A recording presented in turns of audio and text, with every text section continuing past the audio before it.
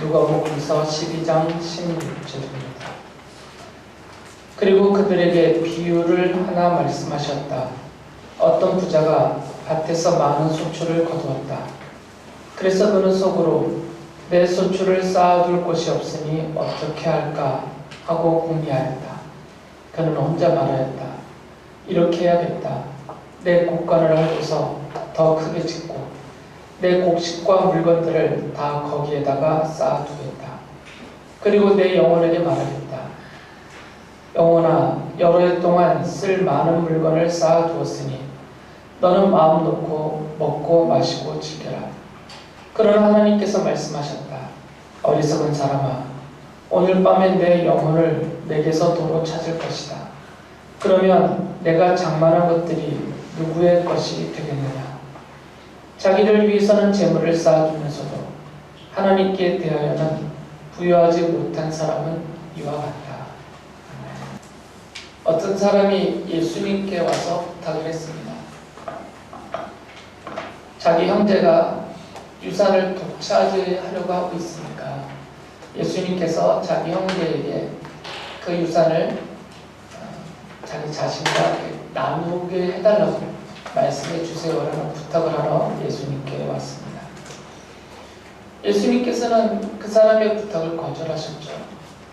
나는 너희들의 재판관이 아니다 라고 하시면서, 그러면서 오히려 그 주변에 있었던 사람들에게 이런 말씀을 하셨습니다.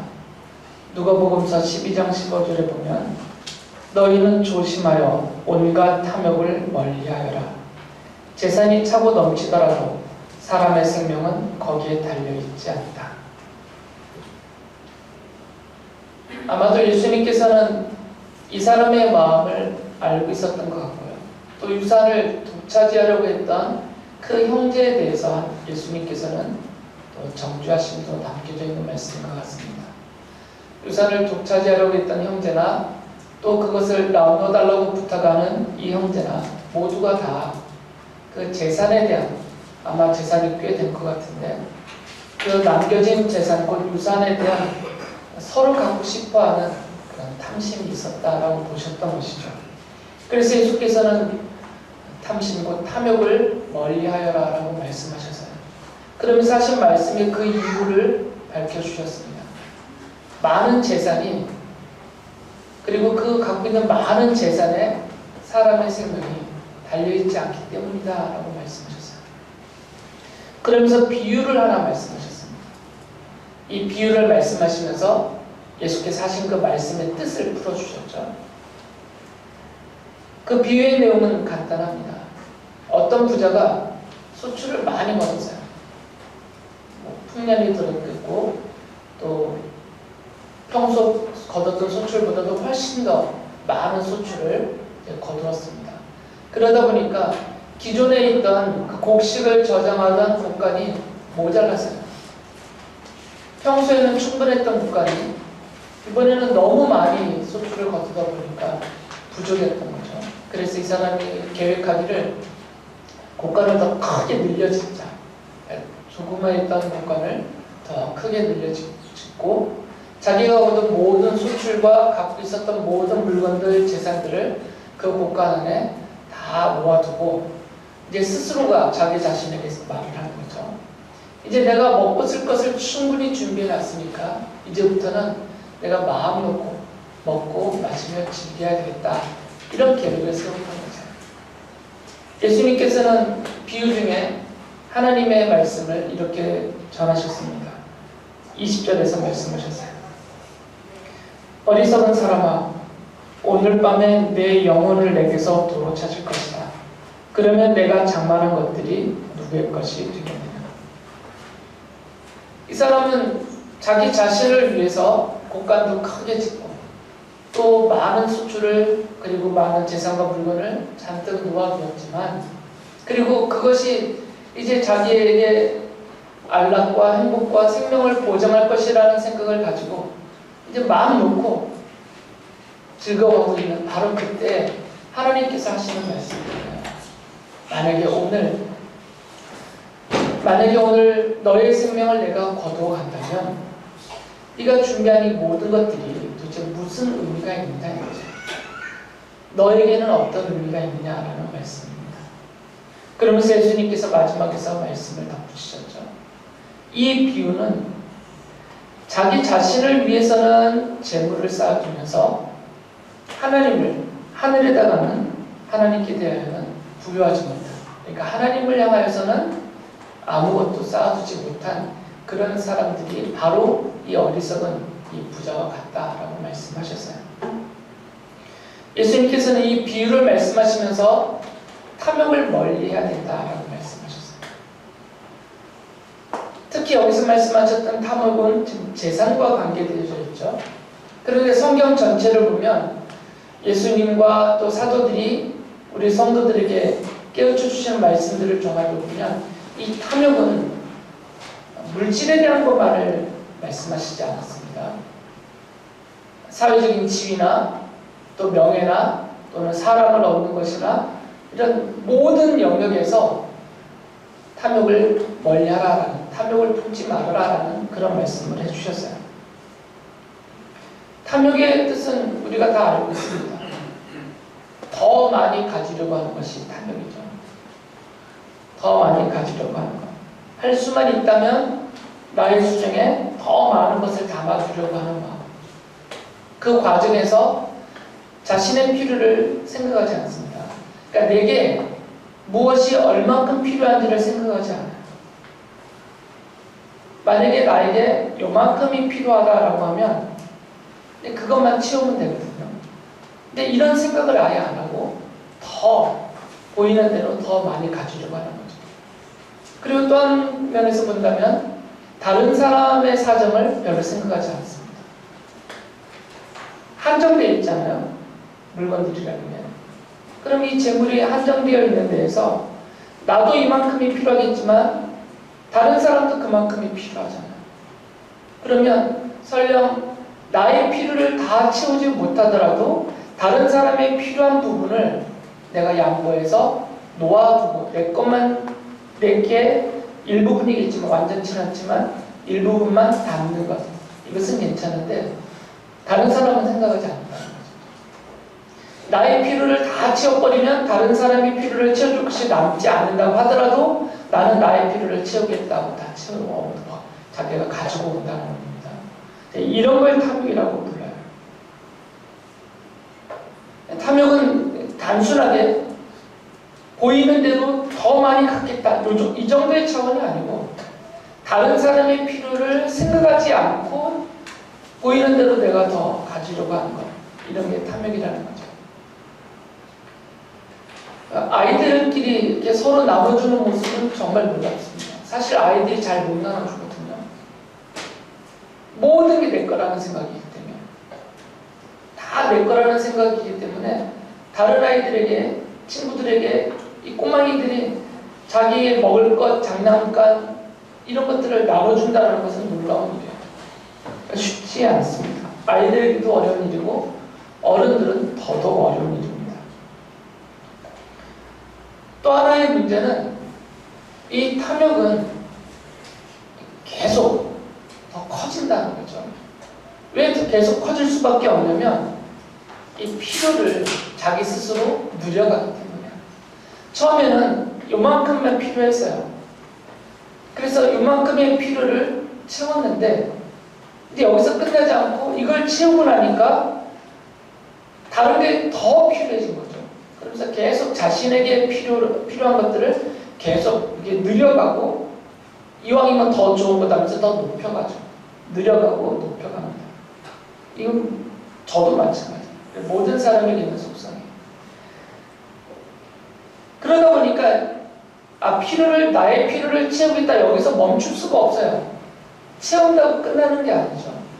채워지면 다른 필요가 또 생기고 그걸 채우면 또 다른 필요가 생기고 그런 것들을 채우면 더 좋은 필요를 생겨서 또 채우려고 하고 이게 계속 커가게 되어져 있어요. 그렇기 때문에 사람들은 자신에게 탐욕이 있는지 그리고 그것이 얼마나 심한지를 깨닫지 못합니다. 저도 그렇고요. 우리 사람들 대부분은 나는 탐욕스럽지 않다. 나에게는 탐욕이 없다. 대부분은 그렇게 생각하고 삽니다. 아마도 이 자리에 있는 분들도 거의 그러실 거예요. 만약에 그런 생각이 다르게 생각하시는 분이 있다면 좀 특이하신 거예요. 보통의 사람들은 나는 탐욕스럽지 않다라고 생각합니다. 나에게는 탐욕이 없다라고 생각합니다. 수요가 그렇지.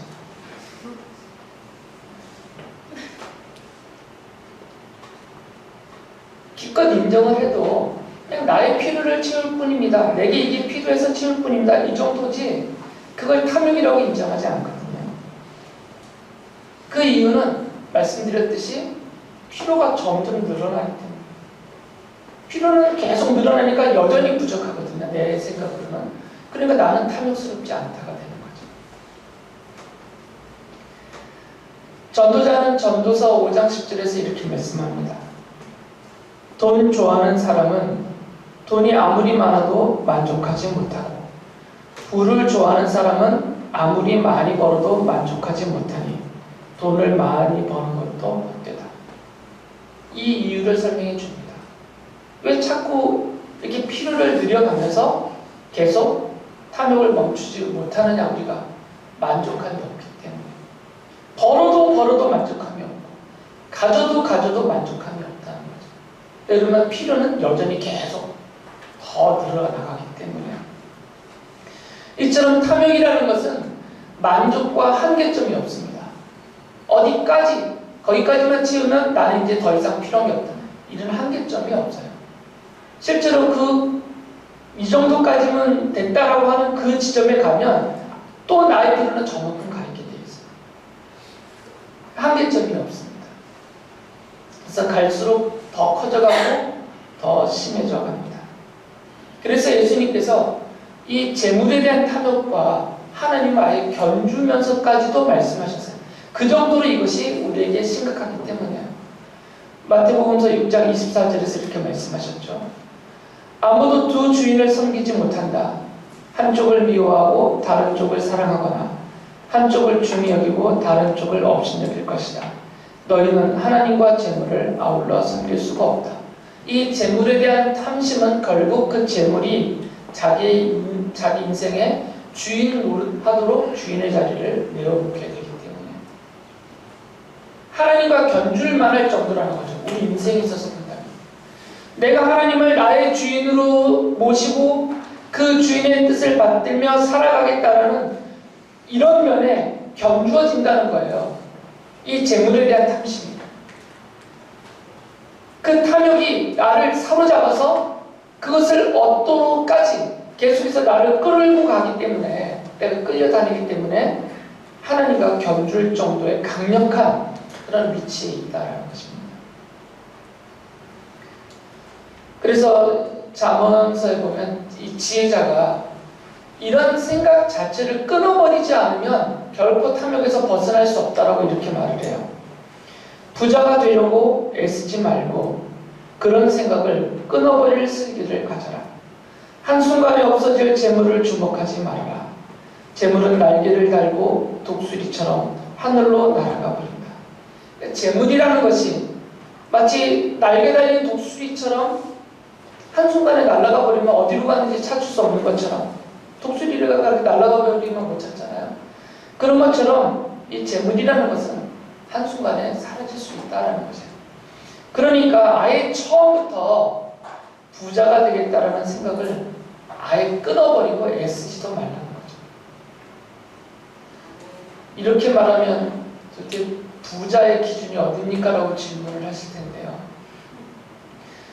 부자의 기준을 높게 잡을수록 죄송한 표현이지만 탐심이 많은 거예요. 어느 정도까지가 돼야 부자다라고 말한다면 그 정도까지 내가 탐심이 있는 겁니다. 그래서 제가 이상향에 대해서 설명하는 것 같지만 사실은 말씀드렸듯이 한계점이 없어요. 이 부에 대한 한계점이 없기 때문에 내가 정하지 않으면 끝이 없어요. 지금 여러분도 부자가 될 수 있습니다. 스스로 부자라고 여깁니다. 다른 사람과 비교하지 않고. 다른 사람과 상대적인 비교하지 않고 마치 시연이가 임원식 집사님이 준 막대사탕 하나 들고 자기가 부자가 된 것처럼 세상 모든 걸 가진 것처럼 좋아하듯이 내 마음에 달려있어요. 그래서 이 지혜자는 아예 생각을 갖지 말라는 거죠. 부자가 되려고 애쓰지 말고 애쓰면 끌려가니까 애를 쓰는 순간 그게 내 주인이 돼서 내가 끌려가게 되어 있거든요. 그러니까 아예 생각을 버려요. 물론 저는 목회자라는 그런 현실적인 한계가 있어서 그렇겠지만 집을 사겠다라는 생각은 아예 가져본 적이 없어요. 미리 포기한 것도 모르겠지만 가질 능력이 안 돼서. 그러니까 집을 장만하겠다라는 그런 걱정과 그것을 위해서 뭘 해보겠다는 생각이 없어요. 그러니까 덜 좋은 거죠. 덜 힘들어요. 그런 면에서. 여러분도 목회자가 되면 그런 생각 얼마든지 하실 수 있을 겁니다. 너무 동 떨어져 있는 것 같아요, 제가. 근데 만약에 여러분도 부자의 조건을 수빈아 몇 평짜리 집이면 부자라고 말할 수 있을 것 같아요. 너의 생각에는 방 3개짜리면 돼? 방 3개짜리면 상당히 큰 집이다. 최하 25평형은 돼야 방 3개가 나오니까. 그러면 방 3개짜리 집을 가지면 나는 만족한다. 나는 스스로 만족한다. 뭐 엄청난 부자는 아니어도 난 충분한 부자다. 이렇게 수빈이가 생각을 한대요. 그러면 그 방 3칸짜리 집을 마련할 때까지 수빈이 너는 생고생을 하게 될 거야. 마음과 몸과 모든 면에서. 그 얻을 때까지는 늘 가난한 자로서 그 갈급함을 해결이 안 돼서 갈급함이 해결이 안 돼서 늘 마음이 아픔이 많을 거야. 그러니까 이 부자가 된다 또는 뭐 이 정도면 나의 필요가 채워졌다 이 기준을 최소한으로 낮추시면 여러분이 좀 덜 힘들 수 있어요. 탐욕에서 벗어날 수 있습니다. 이 재물이 나를 종으로 삼아서 나의 주인 노릇을 못하게 할 수 있어요. 근데 우리의 기준이 상당히 높아요. 방 2칸짜리 집이면 나는 만족한다. 내가 그저 2칸짜리 집이면 됐다. 이렇게 생각은 거의 안 해요. 왜 그러면 국민주택형도 기본적으로 25평형이기 때문에 수민이 정도까지는 생각한다면 기본적으로. 근데 사실 그것 장만하는 것도 너무너무 어려워요. 젊은 아이들이 부모에게 뭐 물려받지 않고 우리 젊은 친구들이 스스로 돈을 벌어서 그 집 장만하는 것도 너무너무 힘들어요. 김아람이가 아직도 그런 꿈을 갖고 있어서 늘 마음에 조바심이 있습니다. 제 둘째 아들 얘기하는 거예요. 얘는 반드시 집을 사야 되겠대요. 자기가 평생 집 없이 살아본 서름이 있는지 반드시 집을 사야 되겠대요. 그러니까 얘는 정말 악착 같아요. 붙들려 있는 것 같아요. 그런 면에서. 이 지혜자의 말을 받아들일 수만 있다면 자유를 얻을 수 있습니다. 탐욕에서 벗어날 수도 있고. 시인은 시편 62편 10절에서 이렇게 말씀하셨어요. 억압하는 힘을 의지하지 말고 빼앗아서 무엇을 얻으려는 헛된 희망을 믿지 말며 재물이 늘어나더라도 거기에 마음을 두지 말라. 재물이 늘어날 수 있어요. 열심히 일하면 재물이 늘어날 수 있어요. 또는 부모가 물려주면 재물이 늘어날 수 있습니다. 그렇다고 해서 늘어난 그 재물에 마음을 두는 순간 끌려간다는 거죠. 왜 그러면 이 재물은 계속 키워나가고 싶어하는 속성이 있어서 거기에 마음을 두는 순간 아무리 많은 재산을 물려받았더라도 더 많이 갖고 싶은 마음을 키워가게 돼 있어요. 그러니까 마음을 두지 말라는 거예요. 재물이 늘면 좋잖아요. 열심히 또 일한 대가로 정당하게 버는 거니까 다 좋습니다. 그 자체를 정죄하지 않잖아요. 그러나 거기에 마음을 두면 안 된다는 거죠. 예전에 어르신들이 그런 말씀을 많이 하셨어요. 통장에 동그라미 넣는 재미로 산다고. 그래서 이분들은 안 먹고 안 쓰고 사셨어요. 인생을 자신의 인생으로 못 사셨거든요. 자식들에게 뭐 번듯한 집 하나 물려주겠다는 그런 애틋한 마음이셨겠지만 당신의 인생은 정말 힘겹게 사셨어요. 재물의 마음이 있으면 이렇게 간다는 거죠. 왜 그러냐면 이 탐욕이라는 것은 마음이 있는 거잖아요. 그러니까 재물의 마음이 있으면 이게 연쇄작용이라서 계속 끌려가게 돼 있다는 거죠. 커지면서. 히브리서 기록자가 탐욕을 멀리하는 방법을 하나 알려주셨습니다. 히브리서 13장 5절에서 말씀하셨어요.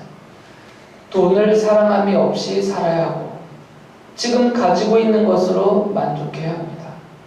주님께서 친히 말씀하시기를 내가 결코 너를 떠나지도 않고 버리지도 않겠다 하셨습니다. 쉽지는 않지만 사실은 이게 해결책이다라는 거예요. 지금 가지고 있는 것으로 만족하면 벗어날 수 있다는 겁니다. 근데 지금 가지고 있는 것으로 만족할 수 있는 근거가 무엇이냐면 뒤에서 하신 말씀이에요. 예수님, 우리 주님이 친히 해주신 말씀을 믿으라는 거죠. 내가 결코 너를 떠나지도 않고 버리지도 않겠다.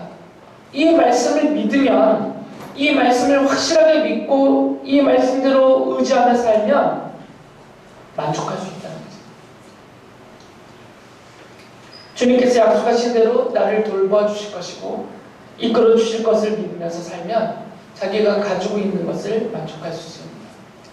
내가 가지고 있는 그것이 주님께서 내게 필요한 만큼 주신 것이다라고 생각하게 돼요.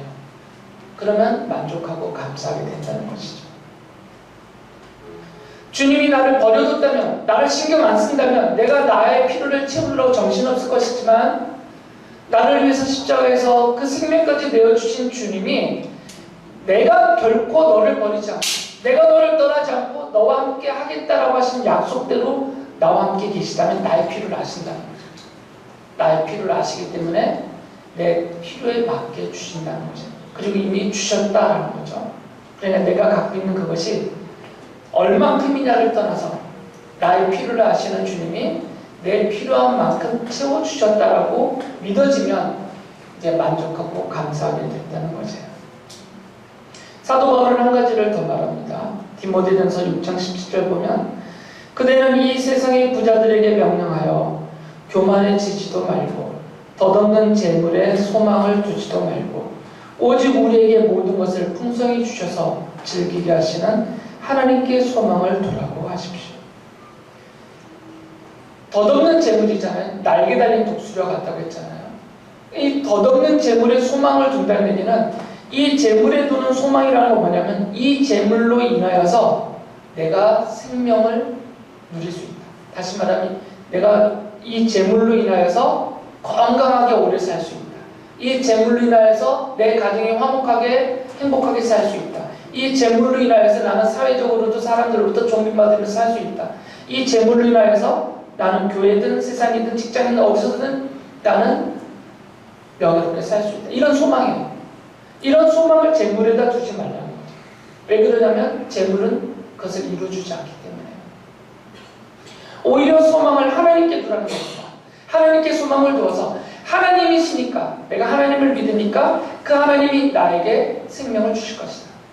내가 하나님께 소망을 두니까 하나님이 나를 돌봐주실 것이다. 내가 하나님께 소망을 두며 의지하고 있으니까 하나님이 나의 필요를 채우시며 나를 이끌어 주실 것이다.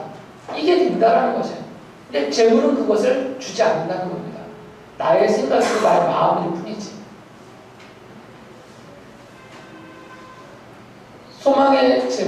재물의 소망을 두면 탐욕에서 벗어나지 못합니다. 왜냐하면 늘 그 생각을 하기 때문에. 실제로 이 온갖 탐욕을 멀리하는 것은 어려운 일입니다. 이렇게 말씀을 드리고 있는 저도 쉽지 않은 일이에요. 그런데 이 탐욕을 멀리하고 벗어나는 길은 가치관에 달려 있습니다. 어떻게 생각하느냐에 달려 있어요. 무엇이 주어져 있냐에서 달라지지 않습니다. 내가 원하는 만큼 재물이나 지위나 명예가 이렇게 주어지면 나는 탐욕에서 벗어날 수 있다. 그게 안 된다고 말씀드렸잖아요. 그러니까 이 탐욕이라는 것은 무엇이 주어져 있냐에 따라서 벗어날 수 있고 매여지게 되고 이런 게 아니고요. 이 가치관에 달려 있어요. 어떻게 생각하느냐에 따라 달라집니다. 그것을 바라보는 눈과 생각하는 그리고 그것을 평가하고 판단하는 이런 가치관에 달려져 있어요. 야고보 장로가 야고보서 4장 13절에서 15절까지 우리 인생의 본질, 바로 가치관이잖아요. 인생의 본질을 알려주면서 이렇게 쭉 설명을 했습니다. 길지만 한번 읽어드릴게요. 오늘이나 내일 어느 도시에 가서 1년 동안 거기에서 지내며 장사하여 돈을 벌겠다 하는 사람들이여 들으십시오. 여러분은 내일 일을 알지 못합니다. 여러분의 생명이 무엇입니까? 여러분은 잠깐 나타났다가 사라져버리는 안개에 지나지 않습니다. 도리어 여러분은 어떻게 말해야 할 이렇게 말해야 할 것입니다. 주님께서 원하시면 우리가 살 것이고 또 이런 일이나 저런 일을 할 것이다. 인생의 본질이 뭐라고 그랬어요? 안개라고 그랬어요. 아침 안개. 이게 우리 인생의 본질입니다. 아무리 많은 재물도 잡아주지 못해요. 아무리 높은 지위를 얻었더라도 내 인생을 잡아주지 못합니다. 아침 안개와 같으니까. 해가 중천에 뜨면 아무리 짙었던 안개도 다 사라집니다. 이게 우리 인생의 본질이에요. 그러니까 이 세상에 내가 탐욕스럽게 소망을 두고 있는 그것이 재물이 됐던, 자리가 됐던, 사람이 됐던, 무엇이 됐던 그것들이 아침 안개와 같은 나의 인생을 붙들어주지 못하고 보장해주지 못한다는 거죠. 예수께서 누가복음 12장 15절에서 하신 말씀을 다시 읽어드립니다. 너희는 조심하여 온갖 탐욕을 멀리하여라. 재산이 차고 넘치더라도 사람의 생명은 거기에 달려있지 않다.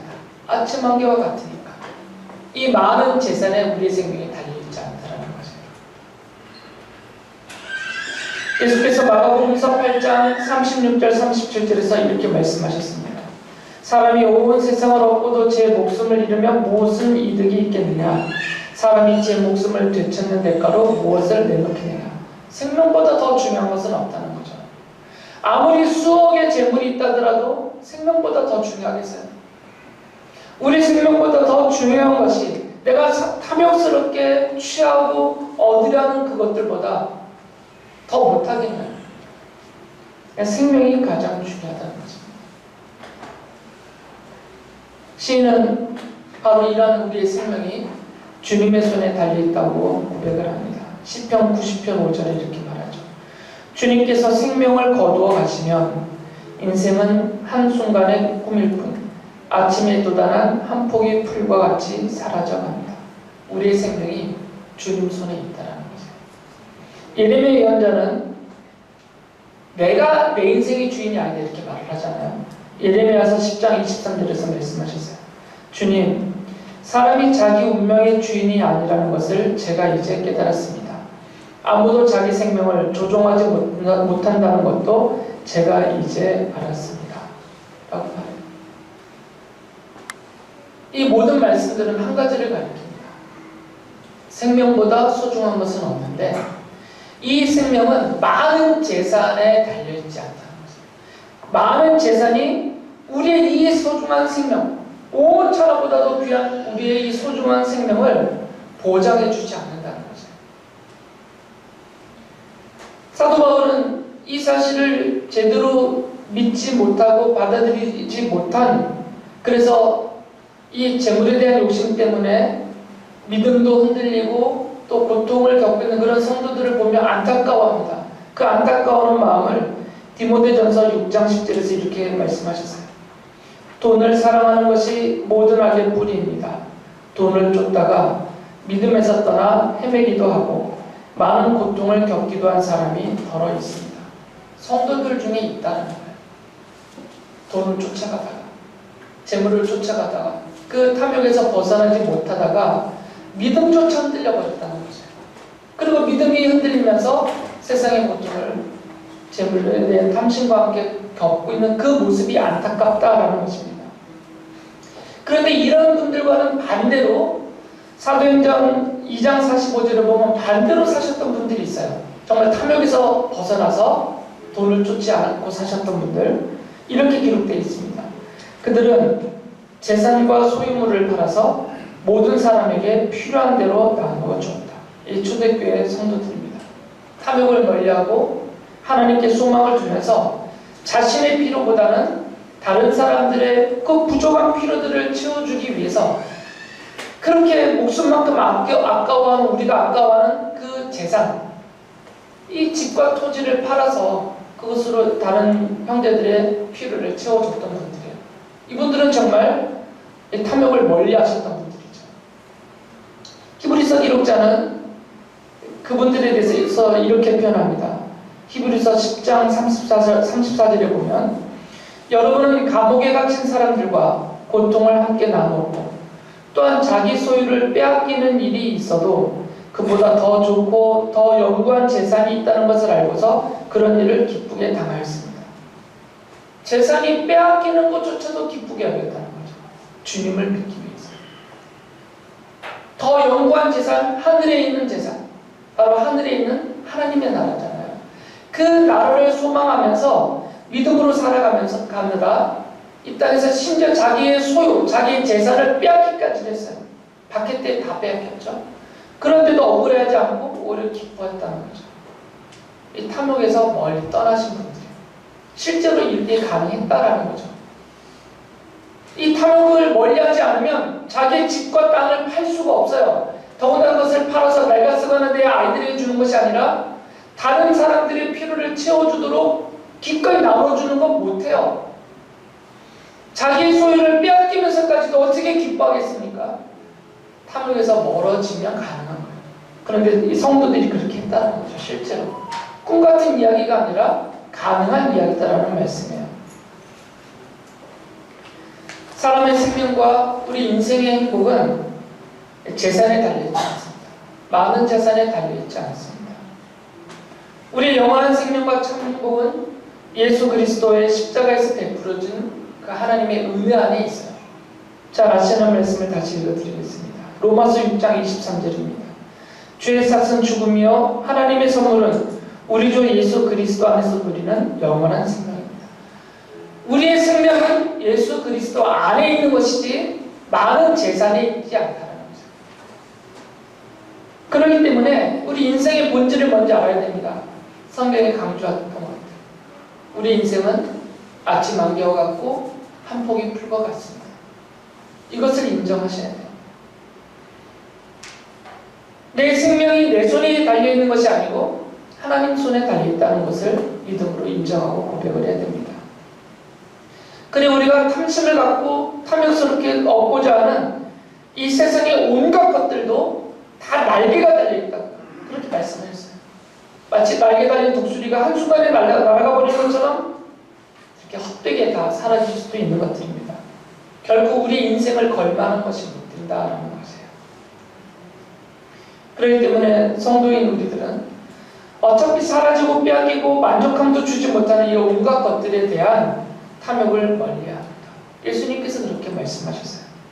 그리고 예수 그리스도 안에서 베풀어 주신 이 하나님의 은혜와 생명과 행복을 믿음으로 바라보면서 하나님께 소망을 두면서 살아가시는 탐욕을 멀리하고 오직 하나님께만 소망을 두면서 하나님이 약속하시고 베풀어 주신 그 모든 것을 기뻐하며 누리며 살아가는 성도님들 되시기 바랍니다.